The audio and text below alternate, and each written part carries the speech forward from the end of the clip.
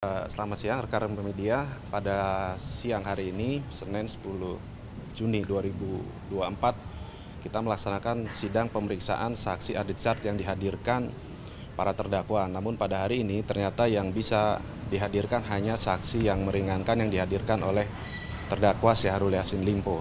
Sedangkan yang dihadirkan Pak Kasdi Subagiono dan Pak Muhammad Hatta tidak ada, sehingga diberi kesempatan kembali untuk menghadirkan pada hari Rabu tanggal 12 Juni 2024. Kita melihat ada dua saksi Adechart yang, atau dalam bahasa Indonesia saksi yang menguntungkan terdakwa Pak Yassin Limpo, yaitu Pak Malik dari Pemprov Sulawesi Selatan dan juga Pak Rafli dari mantan honor Kementan yang juga kader Nasdem.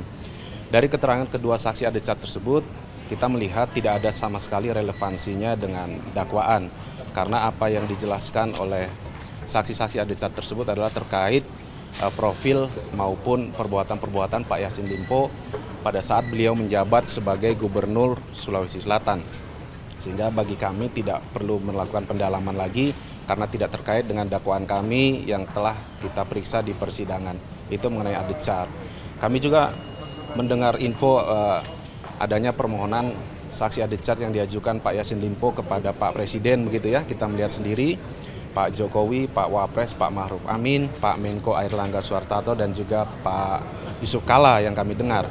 Namun melalui media juga kita bisa mengetahui adanya pernyataan-pernyataan dari juru bicara maupun staf khusus beliau-beliau yang pada intinya menyatakan bahwa tidak relevan Pak Presiden, Wapres, dan Menko-Menkonya untuk memberi keterangan yang meringankan kepada Pak Yassin Limpo. Artinya apa? Dapat kami tarik kesimpulan bahwa dengan sendirinya atau dengan otomatis apa yang disampaikan Pak Yassin Limpo bahwa apa yang dilakukan itu adalah berdasarkan instruksi Pak Presiden dan lain sebagainya di persidangan-persidangan sebelumnya, dengan sendirinya itu terbantahkan. Mengapa terbantahkan? Yang pertama dengan adanya pernyataan dari staf khusus maupun juru bicara Pak Presiden dan juga menteri-menteri, dan juga ketidakhadiran Pak Presiden, Wapres, dan lain sebagainya, menunjukkan memang apa yang disampaikan di persidangan sebagai materi pembelaan Pak Yassin Limpo dengan sendirinya terbantahkan bahwa apa yang dilakukan itu bukanlah seizin dari pimpinan di negara ini. Saya rasa itu yang dapat saya sampaikan. Artinya keterangan saksi pada hari ini nantinya tidak akan bisa meringankan pada saat agenda sidang berikutnya, ini tuntutan atau seperti apa? Baik, kalau sifatnya meringankan atau tidak itu kan nanti ada pertimbangan subjektif maupun objektif. Tetapi yang bisa kami sampaikan, apa yang mereka sampaikan itu tidak sama sekali membuktikan bahwa dakwaan kami tidak benar. Tetapi kalau masalah hal yang meringankan dan hal yang memberatkan nanti akan kita tuangkan di surat tuntutan, nanti bisa disimak pada saat kami membaca surat tuntutan, begitupun saat putusan yang dibacakan oleh Yang Mulia Majelis Hakim. Gitu ya. Mas Lior tadi melihat ada ya curhat begitu ke Majelis Hakim terkait dengan tidak ada saksi yang sebenarnya dari pihak Kementan mau untuk memberikan kesaksian ya. Iya, Kalau dari betul. pandangan JPU terkait ini. Baik, kita berbicara hukum acara ya. Jaksa penuntut umum sudah menghadirkan saksi-saksi yang punya relevansi untuk membuktikan perkara. Sedangkan sekarang adalah giliran dari penasihat hukum maupun Pak Yassin Limpo pribadi menghadirkan saksi-saksi yang bisa memberi keterangan meringankan bagi dirinya. Mengenai tidak adanya atau belum adanya yang hadir di persidangan, tentu itu beban ada pada teman-teman penasihat hukum maupun Pak Yassin Limpo sendiri. Bisa ditanyakan langsung mengapa tidak hadir, apakah memang ketidakhadirannya memang tidak ada relevansinya, ataukah memang justru tidak ada hal-hal yang bisa meringankan Pak Yassin Limpo sehingga orang-orang Kementan tersebut tidak berkenan hadir. Tentu nanti bisa ditanyakan lebih lanjut. Bagi kami, siapapun yang dihadirkan di persidangan sebagai saksi Adechart, kami akan menanyakan fokus terkait dakwaan. Seperti itu kira-kira. Lalu kalau dari JPU untuk rencana menghadirkan ahli, apakah di Rabu besok atau seperti apa? Baik, kalau dari kami ahli sudah cukup kemarin mengenai hukum administrasi negara saja, sedangkan untuk ahli lainnya kami rasa tidak perlu, termasuk mengenai penjelasan barang bukti elektronik kan tidak ada yang dibantah oleh para saksi. Artinya bersesuaian dengan barang bukti dan juga sudah terlampir dalam berkas perkara. Sehingga bagi kami tidak perlu lagi untuk menghadirkan ahli-ahli tambahan. Kami sudah yakin dengan alat bukti yang kami hadirkan di persidangan dan dalam waktu dekat kami rasa akan memasuki tahap penuntutan. Kami sudah mulai menyiapkan surat tuntutan termasuk hal-hal yang bisa meringankan. Kita mengikuti perkembangan dalam penyidikan barang-barang yang awalnya tidak diakui seperti mobil Innoventurer ya yang dibeli untuk anak yang bernama Tita, ternyata info dari penyidik sudah mulai dikembalikan. Begitupun mobil Alphard putih, ternyata itu Velfire putih sudah juga dikembalikan kepada KPK. Hal ini menjadi petunjuk juga bahwa sebenarnya memang hal tersebut akhirnya benar diakui meskipun belakangan. Kita menghargai kalau memang ada barang-barang yang sudah dibelikan akhirnya dikembalikan. Tetapi tentu itu tidak menghapus pidananya. Nanti kita hanya mempertimbangkan apakah menjadi hal yang meringankan atau tidak, nanti kita ikuti saja pada saat tuntutan gitu ya. Penegasan Mas, berarti semakin banyak barang yang mungkin dikembalikan dari pihak keluarga SYL ini akan menjadi pertimbangan juga, mungkin bisa untuk memperingankan hukuman atau seperti apa? Yang jelas nanti akan mengurangi pidana uang pengganti yang dinikmati. Katakanlah yang dinikmati sesuai dengan dakwaan terbukti 44 miliar, tentu uang pengganti yang dibebankan akan dikurangi dengan barang-barang yang sudah disita, baik itu mobil, rumah, dan sebagainya. Kalau untuk yang meringankan tentu tidak dapat kami sampaikan sekarang, nanti kita diikuti di surat tuntutan saja begitu. Soal perkembangan dakwaan untuk TPPU, Mas? TPPU karena belum P21 dari penyidik, kami belum menyiapkan surat dakwaannya. Nanti disimak saja ya, semoga bisa continue berkelanjutan, tidak jauh waktunya dengan tindak pidana korupsi yang saat ini. Begitu. Artinya ini bisa seiringan berjalan dengan kasus yang saat ini atau untuk sidangnya ya? Atau sidang ini selesai dulu baru ya. TPPU? Tentu terpisah, karena kita sudah melimpah lebih dahulu perkara yang TPK-nya ini.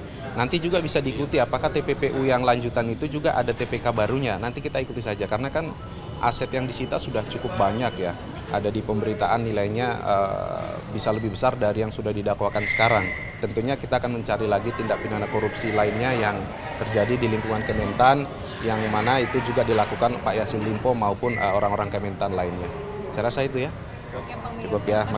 Bagaimana pada waktu kejadian keadaan negara ini, kemudian bagaimana suasana kerja pada waktu itu sehingga bisa diperoleh gambaran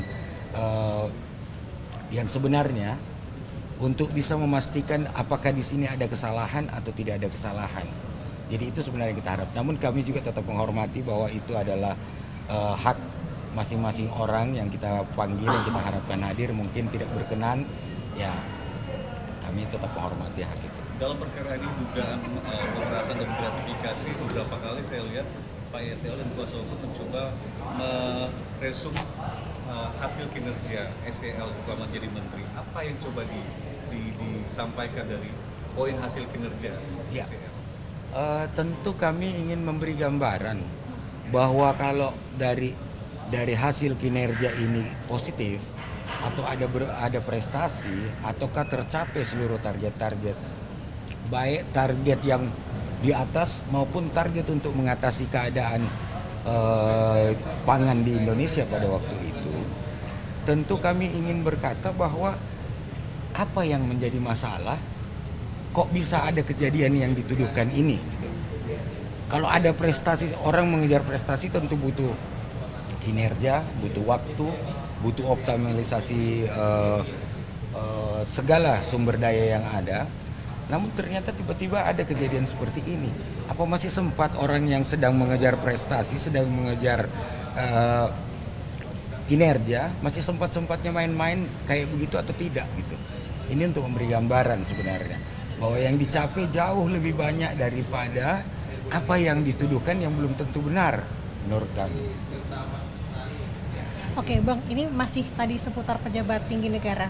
Tadi Presiden kan sudah memberikan statement dari sekretariatnya. Kemudian ada beberapa pihak yang sudah memberikan itu antara lain ke beberapa menteri terkait dan Menko, itu sudah disampaikan dari minggu lalu. Namun bagaimana teknisnya internal dari masing-masing lembaga ini, dari kementerian, kami juga belum tahu ada di mana. Oke, berarti penegasan untuk minggu depan untuk saksi yang meringankan ada siapa yang akan dihadirkan? Mudah-mudahan kami harapkan selain dari yang kami panggil tentu akan kami kabarkan kemudian. Tapi kalau untuk sementara selain dari yang kami panggil, kami minta kesediaan untuk jadi saksi, ada satu ahli dan satu saksi added charge lagi. Berarti untuk pejabat tinggi negara ini masih akan dicoba untuk dihadirkan nih Pak? Mudah-mudahan Tuhan membuka hati. Oke Bang, satu tanggapan Iya. lagi soal barang yang dikembalikan oleh anak Pak SYL, Iya. Dindo kemarin ke KPK, 2 buah mobil begitu ya. Tanggapannya akan seperti apa? Apa kedepannya juga akan ada barang-barang lagi yang mungkin akan dikembalikan ke KPK? Kami hormati seluruh proses yang berlangsung baik oleh KPK maupun ini. Walaupun ada beberapa kami berbeda pendapat, namun dalam hal wewenang KPK kami menghormati setiap proses. Oke.